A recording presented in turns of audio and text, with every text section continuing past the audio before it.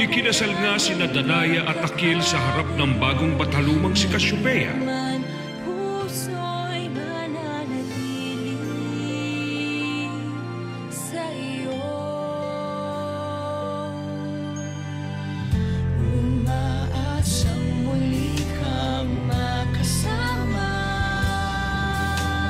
At kasabay nila ay nag-isang dibdib na rin, sina Pirena at Azura.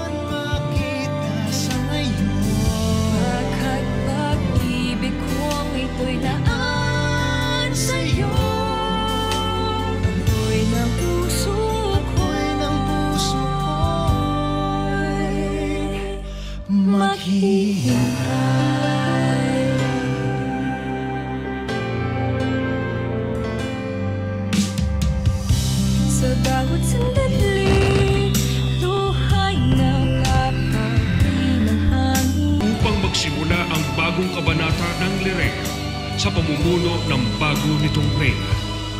At ang pagbitiw ni Danaya sa tungkulin bilang hara ay naging daan upang magsimula ang bagong kabanata ng Lirea sa pamumuno ng bago nitong reyna. Hasta y Bolive, Reyna Elena.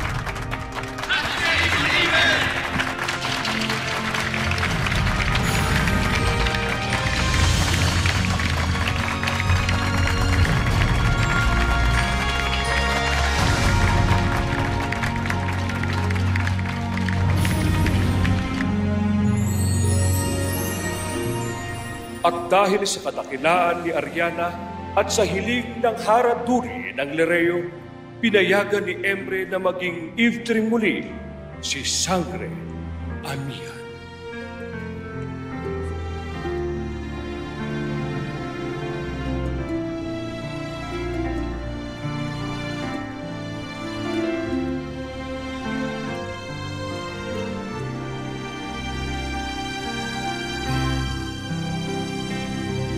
Sa pangarap lang makakamtan ang inaasal. At binisita ni Rehab Rakim ang puno ni Medea na ngayon ay nagbabantay sa kaharian ng Lireo. Ang saya nito aking buhay. Ibrahim, Lira, tanggapin niyo ang sanggol na ito. Saan nagmula ang sanggol na yan?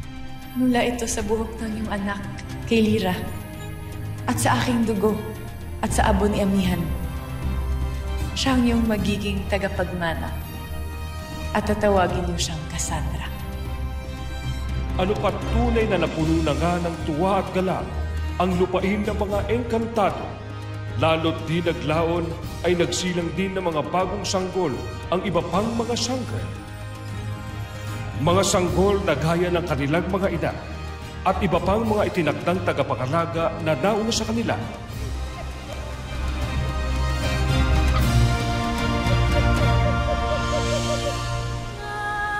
Sila ang mga bagong pag-asa ng Encantadia. Nang sa ganon ay matiyak na laging magiging handa ang buong lupain ng mga engkantado sa anumang pagsubok sa hinaharap.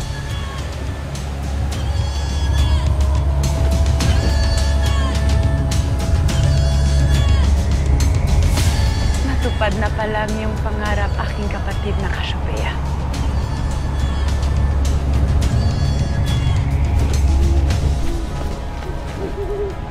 Huwag kang mag-alala, aking alaga.